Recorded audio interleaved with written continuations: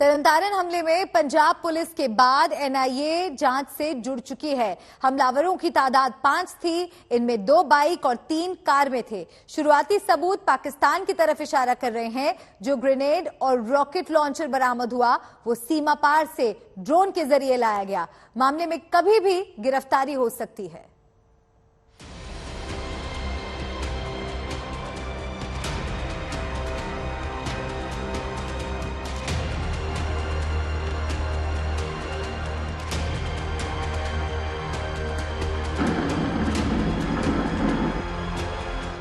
आतंकी आहट से फिर सहमा पंजाब।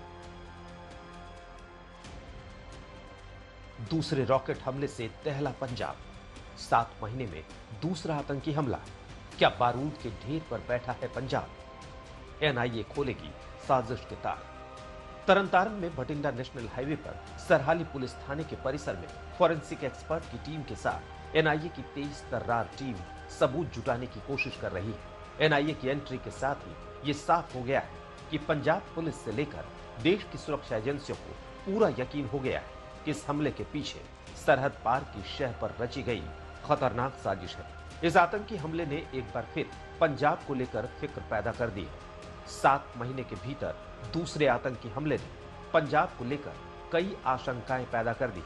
एक ही अंदाज में हुए 2 हमलों से इतना साफ है कि पंजाब में सब कुछ ठीक नहीं है। ये मोहाली पर पंजाब पुलिस के इंटेलिजेंस हेडक्वार्टर पर हमले की तस्वीरें हैं, जब चलती कार से यहां रॉकेट से ग्रेनेड दागा गया था। यह हाल के सालों का पहला हमला था जिसने बता और जता दिया था कि पंजाब में सब कुछ सही नहीं है। और ये 2 दिन पहले तरनतारन के सरहाली थाने की तस्वीरें हैं, जब थाने के बाहर से ही रॉकेट लॉन्चर के जरिए इस थाने पर ग्रेनेड दागा गया था। गनीमत रही कि इस बार ग्रेनेड फटा नहीं और थाने के सुविधा केंद्र के भीतर गिरा और थाने में मौजूद 8 से 10 पुलिस वालों की जान बच गई। एनआईए अब इस हमले की जांच कर रही है। एनआईए ने अब तक जो चीजें बरामद की हैं, उनमें थाने के भीतर गिरा ग्रेनेड और थाने के बाहर सड़क से बरामद रॉकेट लॉन्चर शामिल है। मोहाली वाले हमले में रॉकेट लॉन्चर कार के भीतर था और चलती कार से ग्रेनेड दागा गया था, जबकि इस बार तरनतारन हमले में हमलावरों के हौसले इतने बुलंद थे कि उन्होंने थाने के ठीक सामने से रॉकेट लॉन्चर के जरिए ग्रेनेड थाने के भीतर दागा। इसी तरह का एक आरपीजी हमला इसी साल के मई महीने में पंजाब पुलिस के इंटेलिजेंस विंग के मुख्यालय पर भी हुआ था और ऐसा समझा जाता है कि इस हमले में भी कुछ उसी तरह के जो असामाजिक तत्व हैं वो शामिल हो सकते हैं। जहां तक इस मामले की जांच का सवाल है, पुलिस ने अब तक दर्जन भर लोगों को हिरासत में लिया है, उनसे कड़ाई से पूछताछ की जा रही है। जांच के नजरिए से देखें तो पुलिस ने यूएपीए एक्ट के तहत केस दर्ज किया है। पंजाब पुलिस के साथ एनआईए जांच कर रही है। 7 संदिग्धों को हिरासत में लिया गया है। इनसे लगातार पूछताछ हो रही है। कभी भी इस मामले में गिरफ्तारी हो सकती है। पाक में बैठे हैंडलरों के लोकल कनेक्शन की जांच हो रही है। स्थानीय गैंगस्टरों के बारे में जांच हो रही है जो ऐसे हमलों में पहले शामिल रहे हैं।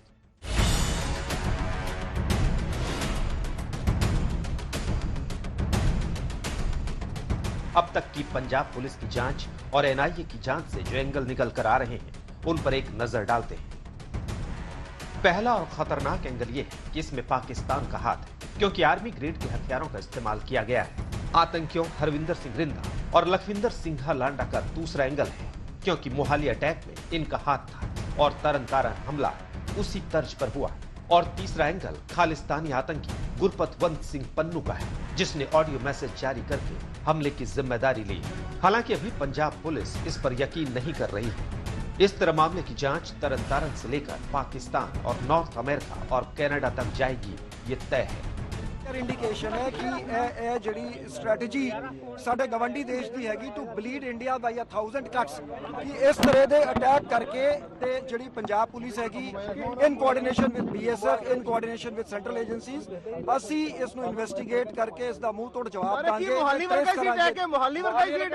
ਦੇਖੋ ਜੀ ਹਾਲੇ ਫੋਰੈਂਸਿਕ ਡਿਟੇਲਸ ਐਗਜ਼ਾਮਿਨ ਕੀਤੀ ਜਾ ਰਹੀਆਂ, ਕਾਫੀ ਸਿਮਿਲੈਰਿਟੀਜ਼ ਹੈਗੀਆਂ ਤੇ ਅਸੀਂ ਇਨ ਡਿਟੇਲ ਅਸੀਂ ਇਨਵੈਸਟੀਗੇਸ਼ਨ ਬਾਰੇ ਤੁਹਾਨੂੰ ਟਾਈਮ ਟੂ ਟਾਈਮ ਬਰੀਫ ਕਰਾਂਗੇ।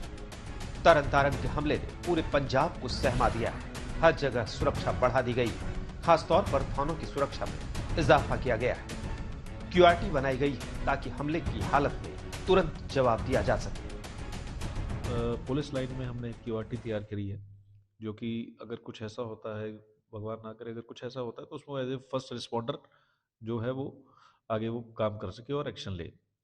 उसको भी हम बिल्कुल अच्छे से उनकी ट्रेनिंग करवाई है हमने, और अभी आगे और करवाएंगे, और उनको प्रॉपर जो है ब्रीफिंग चल रही है उनकी। इतना तो साफ है कि पंजाब में लगातार साजिशें हो रही हैं और तरन तारन भी इसी की कड़ी है। चंडीगढ़ से मंजीत सहगल के साथ आज तक ब्यूरो। तो पंजाब को दहलाने की कोशिश तरनतारन में हुई और किस तरह से जांच आगे बढ़ रही है, इससे जुड़ा अपडेट मंजीत सहगल से हम ले लेते हैं। मंजीत मेरे साथ जुड़ गए हैं। मंजीत, ऐसे कौन कौन से सबूत हैं वो आप सबसे पहले हमें समझाइए जो कि पाकिस्तान की तरफ इशारा कर रहे हैं।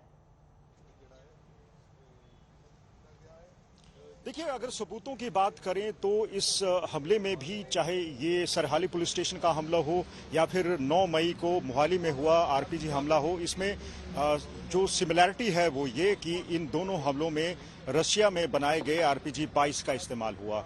इन हथियारों को मिलिट्री ग्रेड का हथियार कहा जाता है और हमेशा जो अमूमन जो है इसका इस्तेमाल सेना ही करती है।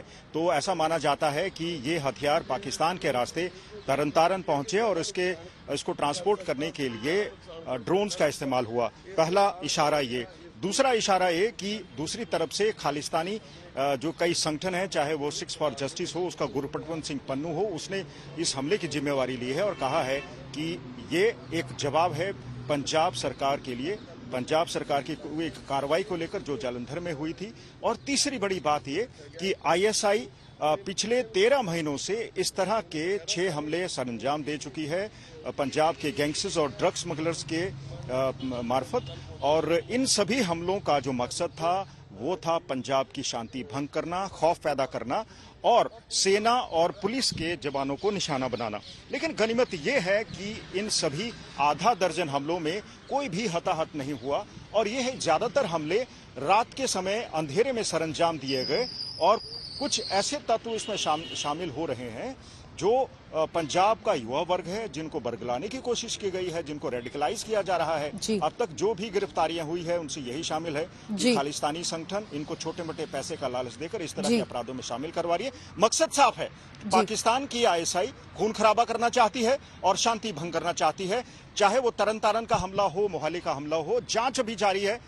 1 दर्जन के करीब लोगों को पूछताछ के लिए पकड़ा गया है, उनको पिक किया गया है, कई जगहों से पूछताछ हो रही है। फिलहाल पुलिस ने किसी की गिरफ्तारी की पुष्टि नहीं की है, लेकिन कई लोगों से पूछताछ की जा रही है, कई एंगल से इस पूरे मामले की जांच की जा रही है, कई बिंदुओं को जोड़ने की कोशिश की जा रही है। बिल्कुल, तो पड़ोसी देश की ये नापाक हरकत है, रॉकेट लॉन्चर से हमला किया गया।